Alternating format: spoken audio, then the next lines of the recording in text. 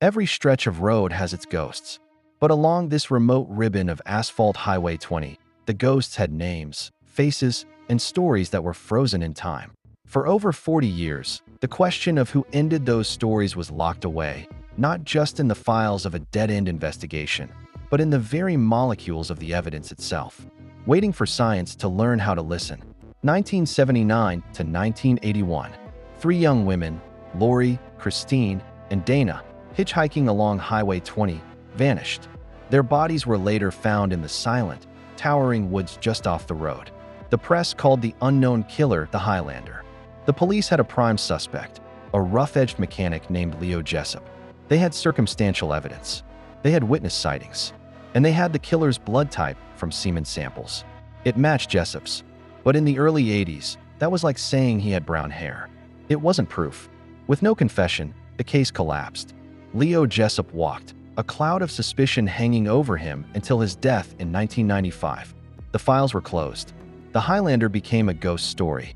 In 2022, as part of a statewide initiative, Cold Case Detective Maria Reyes opened that box. Her tool wasn't just a new theory, it was a new reality.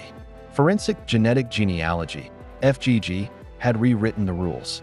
She could take a decades-old DNA profile and, without a match in any criminal database, find the killer through his distant relatives. The first step was confirming the profile was viable. We sent the old samples to the lab. When the results came back, my first thought was, we can work with this. My second thought, after running it, was utter disbelief. The DNA built a family tree. It didn't point to a drifter, an outsider. It pointed to a family rooted deep in a small, quiet town called Pine Mills, 50 miles from the highway. The focus narrowed to two brothers, Arlen and Dean Cobb. Arlen Cobb, retired long-haul trucker. His old routes famously included Highway 20. Dean Cobb, owner of a struggling plant nursery. A family man, seen at church every Sunday. Two brothers. One profile. Which one? We had the who in a sense, but it was a who out of two. We had to move from genealogy to ground truth. We needed something that could place one of them, definitively, with a victim. That's when we got creative. Detective Reyes's team turned to a frontier science, forensic microbiomics. Every human carries a unique cloud of bacteria. So do places. They tested the old evidence for preserved microbial DNA. Think of it as the bacterial fingerprint of a location. We found something extraordinary on one victim's clothing, a significant presence of Messina orchidicola.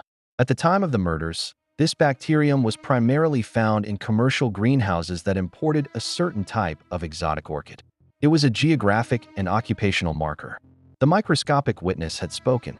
The rare soil bacterium pointed not to the trucker brother who traveled the road, but to the gardener brother who worked with the earth. The investigation now had a spine. DNA genealogy, said Cobb family. Microbial evidence, whispered Dean. A new profile emerged. What if the Highlander didn't use violence as a lure, but trust? A respectable nursery owner offering a young hitchhiker a day's work for cash.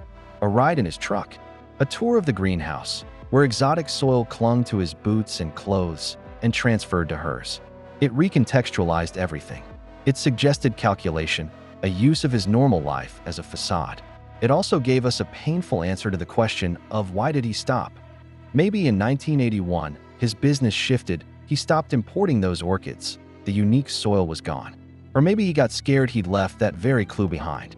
In the fall of 2023, with a secretly obtained DNA sample from Dean Cobb's trash confirming a direct match to the crime scene, it was time, not for an arrest on the doorstep, but for an interview. To see the ghost in the light of day. We didn't lead with the murders. We led with the orchid. We asked about his soil imports in 1980. We asked about his schedule. We watched the eyes of a man who thought he'd buried his past in the deep woods, realizing we weren't digging in the dirt anymore. We were reading it. Dean Cobb was charged with 3 counts of first-degree murder. The trial is pending, but this story's resolution began long before an arrest. It began with the exoneration of a man who died under a shadow. Leo Jessup's family finally received a letter from the state, stating he was no longer a person of interest. Technology had corrected a 40-year-old mistake. We talk about closing cases. This one, it's more about opening doors. The DNA gave us a name, but the bacteria, the soil, that gave us his story. It placed him in a specific space and time. These old boxes aren't just full of dead ends. They're full of silent witnesses, waiting for us to learn their language. The ghosts of Highway 20 can rest now, because the past is no longer a closed book. It's a crime scene, still being processed. And with every new technology, we learn to listen a little closer to what the evidence has been trying to say all along.